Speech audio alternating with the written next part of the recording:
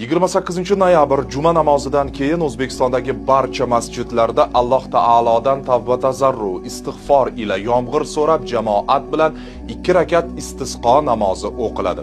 Bu haqda xabar bergan Musulmonlar idorasiga ko'ra, kuz fasli yomg'irsiz o'tayotgani, yog'ingarchilik kutilmayotgani, yomg'ir esa mo'l ko'lchilik omili ekani e'tiboridan muftiy Nuriddin Xoliqnazar hazratlaridan shunday tashabbus chiqqan. Payg'ambarimiz sollallohu alayhi va sallam yomg'ir yog'may suvsizlik bo'lgan davrlarda jamoat bilan qiblaga yuzlanib duo qilganlari, keyin o'zlari imom bo'lib namoz o'qiganlari rivoyat qilingan. Alloh taolodan suv yomg'ir so'raladigan istisqo namozi fazilati hadis kitoblarida bayon qilingan deyiladi diniy idoraning tushuntirishida.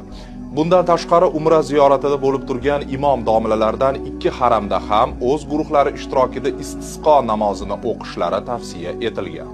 Shuningdek, viloyatlar, tuman shaharlar markaziy masjidlari va ziyoratgohlarda jonliqlar so'yilib, yordamga muhtoj oilalar va boshqa muhtojlarga tarqatiladi.